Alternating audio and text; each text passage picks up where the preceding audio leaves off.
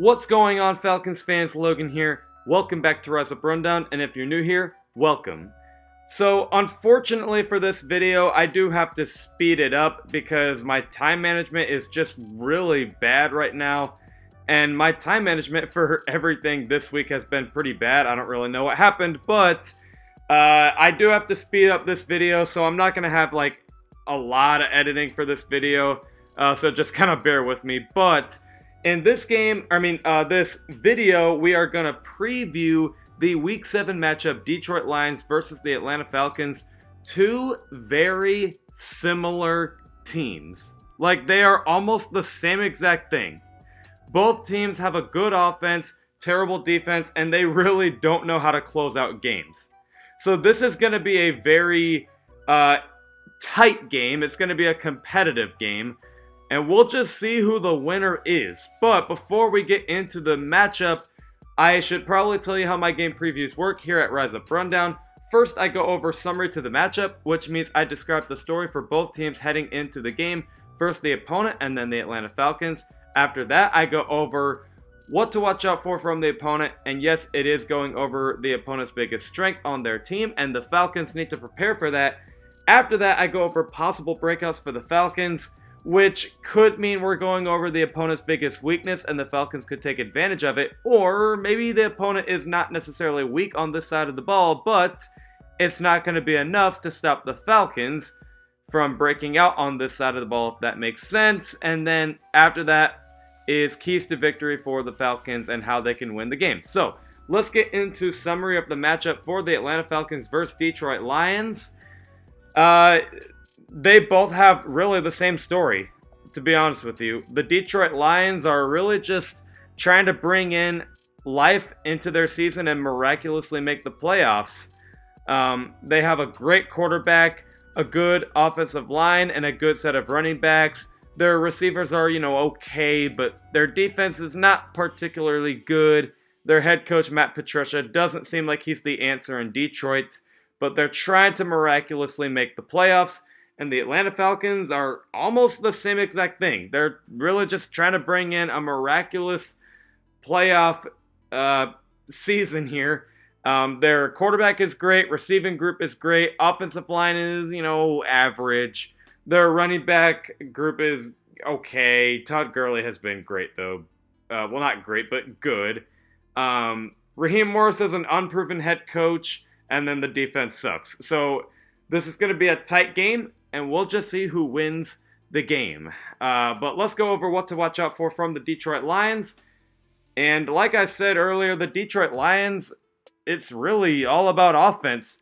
You got to watch out for Matthew Stafford and what he can do with the receivers, because he is so freaking good and definitely doesn't really get enough attention from the national media. But he is a really good quarterback, and he will light up your secondary if you do not contain him.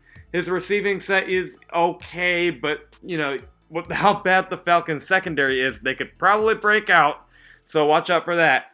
But the biggest weapon, in my opinion, on the Detroit Lions is their offensive line. I mean, their offensive line is giving Matthew Stafford time to throw. They're making the running backs out here have themselves a day every single time they play a game. I mean, the offensive line is legitimate. And I really don't know if the pass rush for the Falcons is ever going to, take advantage of how good they could be against this O-line. I think this O-line is simply going to be too good. But, hey, got to prepare, though. So maybe we can, show them who's boss. But, man, that O-line is really good. And then the running back set with Adrian Peterson and DeAndre Swift is good as well. Our run defense has actually stepped up, but against a good O-line, I don't know if they're going to do any good here. So, what are some possible breakouts for the Falcons?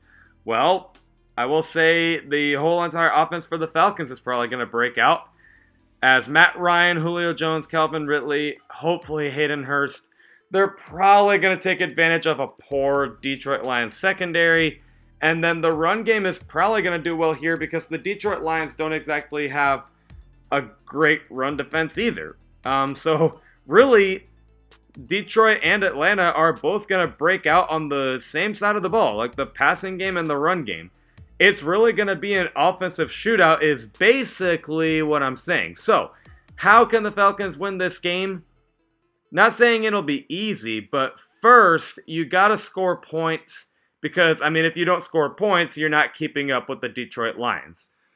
So you got to score points, and then also, you really just gotta find a freaking way to just stop this offensive line from running the ball to passing the ball. You have to stop this offensive line because I think that's what the Detroit Lions are kind of thriving off of, is this good offensive line. So if you stop the offensive line, I don't really know if Matthew Stafford's really going to have a fun time trying to, find his receivers open, or, I don't think the running backs are going to have themselves a day if you stop the offensive line. So you really, really have to stop the offensive line here. And then another thing I feel like you got to do, honestly, you also have to, I guess this kind of goes into scoring points, but you have to really run the ball effectively because, it seems like whenever Todd Gurley gets going, the Falcons actually do pretty well. So you really have to get the run game going as well. But that's my short preview. Let me know what you guys think in the comments below. Other than that, I will see you guys with a game recap this Tuesday at 11 o'clock a.m. Eastern. Love and appreciate you all for the support. And as always, rise up.